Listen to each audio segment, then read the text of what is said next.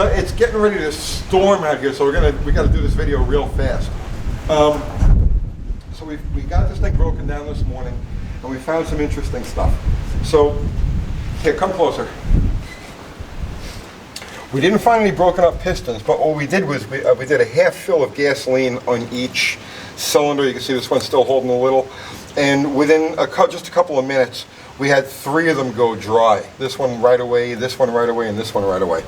So the motor's just flat wore out. It's got shiny cylinder walls. You can just take the pistons and move them around in there. The motor's just wore out. Now, we were wondering why this thing was detonating, why we were getting such crazy pinging at 4 pounds of boost. And this engine has a composite head gasket on it, one of those Felpro Printo seals. And you can see here in a couple of different places.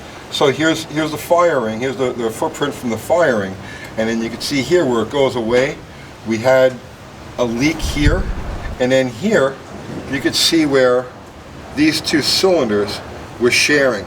There's a carbon mark here, and it runs across, and we got a carbon mark here. So there's a very good possibility, and these 2 cylinders show lean. You could see, like for instance, this one back here has a pretty even, what the hell was that? This one here has a pretty even carbon covering. These 2, you can see where the carbon's more or less been burned off of them.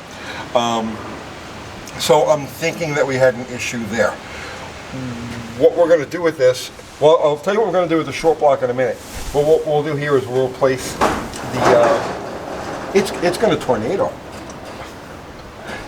We're going to replace the composite gasket with the factory style steel shim, and that should eliminate that.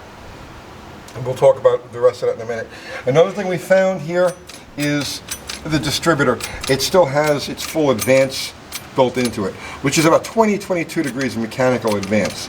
So if they were setting this thing at, let's say, 10 degrees before top dead, 8 degrees before top dead, that means that we were seeing well over 30 degrees at 3,000 RPM or so, whatever the weights run out on this. So what we're going to do with this one here is just weld it. We'll lock out the timing, and we'll set it up probably for around 22 degrees initial, and that should be fine for when this thing starts making boost. We can doing it that way by welding the weights and locking out the distributor. We can bring the initial timing all the way back to, let's say, 18 degrees, 16 degrees, and she'll still be very snappy out of the hole. There are a few other small issues. This radiator, it's the stock 6-cylinder, no AC radiator. I don't know how this thing could possibly pull this engine under boost, right? So Jim has ordered a new one, a 3-row V8 radiator. 3-row V8 radiator, so we'll do that. What else? We've got some wiring here that we got to go through, but you've got to get a new harness for He's it. getting new harnesses for it. You're just like an aristocrat, man. You're just like throw the cash at this big boy. It's not much because it's just an old dart. It really, this stuff doesn't cost that much. But I'm because I do restorations, I'm into pretty. Everything got to be pretty. So I got you. We're probably gonna, once we get the rest of this motor out, take it back and do the engine compartment so that everything's nice and clean. Yeah. Well, I'll have this out. I'll yank it out tomorrow, and then you can come and grab the car whenever and do that. So let's go over by the cylinder head.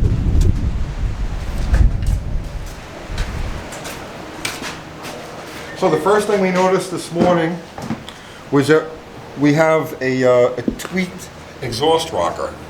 It's actually bent, which means that this thing tried to hydraulic itself at one point.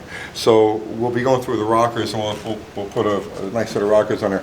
This head, originally we had assumed that the head had been cut, but we measured at this reference point here against an uncut head, and it's only been cleaned about 5 to 8 thousandths of an inch. And that's fine because we don't want to raise the compression on this thing. The compression is fine just the way it is. What we are going to do with this head is that if you feel around, well, you can't feel around the edge, but I can, and I can talk about it. If you feel around this edge here, it's got a very sharp, pronounced edge. So we're gonna break all of these sharp edges at higher RPM, under boost, full operating temperature. These sharp edges have the potential to become glow plugs. and cause a pre-ignition situation. So that's the most important thing with this. We're not going to bother porting this head because it's being force fed. So that kind of, in my mind, that's going to be a waste of time with this. And also, you can see where we've got similar carbon marks here on the firing. So these cylinders were definitely sharing compression at some point. So that's all we're going to do with this head. We're going to just break these sharp edges, and then we'll send it out for just an easy surfacing, just to get it dead flat again, and put it together with a steel shim head gasket. This is the composite gasket that was used on here, right? And then this is the stock style gasket. See, this is just a simple steel shim. These things are essentially bulletproof. The only way you can go further with this is to actually O-ring the cylinder head. And at the kind of boost that we're talking about, I don't think that's going to be an issue. When I started brainstorming this thing, I'm like, okay, well, what do we got to do to eliminate heat, from the intake side of it? Because remember, this is a draw through, so the fuel mixture is coming through and it's getting heated at the turbo. And I'm like, well, we got to make sure this intake manifold stays cold. So as I'm laying around thinking about this, I says, you know what? We got to take that exhaust manifold off, and we're going to have to weld closed the heat stove underneath the intake manifold. The Slant 6 has the intake and the exhaust are bolted together, they're sandwiched together, and the top of the exhaust manifold has an open plenum that heats directly underneath this. So I called Joe and I says, we got to do something with that exhaust manifold. It's already done. And if you're going to attempt this yourself, this is what we're talking about. If you were to see a stock exhaust manifold, you would see that this is built up like this. It's just a big open box, and this allows the exhaust heat to directly affect the bottom of the intake manifold. And they already did it on this. They actually did a really nice job welding this. So if you're going to attempt this on your own, this exact build, this is something I would consider to be crucial. Looks like we got a crack here.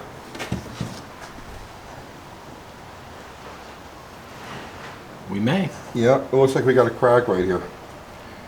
I can't tell if it's a crack or a casting. We'll check into that a little further. If it is a crack, we'll weld it, and if it's just a casting flow, we'll leave it alone. Mm-hmm. So that's it. We talked about the short block, yep, the head, the rocker, that. So here's what we're going to do with the short block. Come outside.